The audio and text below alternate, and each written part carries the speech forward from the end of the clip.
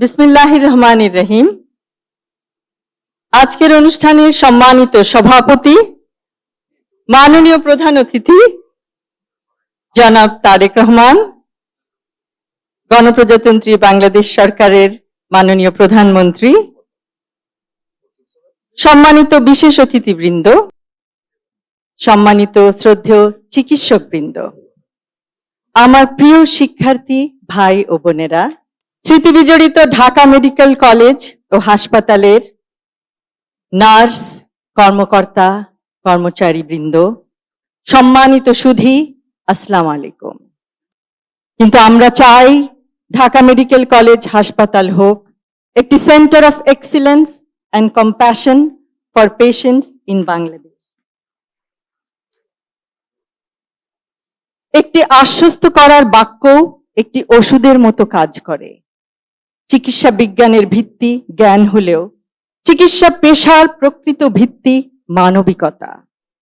চিকিৎসা বিজ্ঞানের অগ্রযাত্রা যতই প্রযুক্তি নির্ভর হোক না কেন, তার কেন্দ্রবিন্দুতে সবসময় মানুষই থাকবে। আগামী 20 বা 25 বছর পরে আমরা ঢাকা মেডিকেল কলেজকে দক্ষিণ এশিয়ার অন্যতম শ্রেষ্ঠ চিকিৎসা শিক্ষা, গবেষণা ও উদ্ভাবনের কেন্দ্র হিসেবে দেখতে চাই।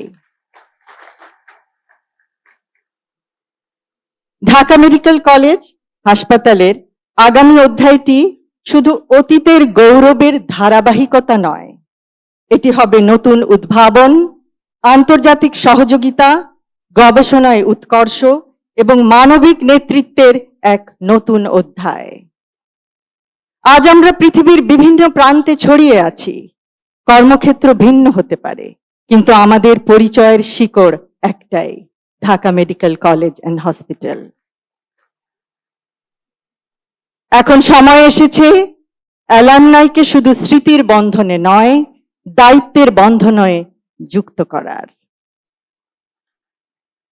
একটি প্রতিষ্ঠানের প্রকৃত শক্তি তার অবকাঠামোতে নয়, তার মানুষের মধ্যে। ঢাকা মেডিকেল কলেজের সবচেয়ে বড় সম্পদ তার মেধা, তার মূল্যবোধ এবং তার মানুষ। প্রতিযোগিতার মধ্যেও সহযোগিতা সম্ভব। চিকিৎসা বিজ্ঞানের প্রতিটি সাফল্যের কেন্দ্রবিন্দুতে থাকে একজন মানুষ, একটি পরিবার, একটি জীবন। পরিশেষে আজ 81তম ডিএমসি ডে 2026-এ অংশগ্রহণ করতে পেরে আমি অত্যন্ত আনন্দিত। Together we carry the legacy.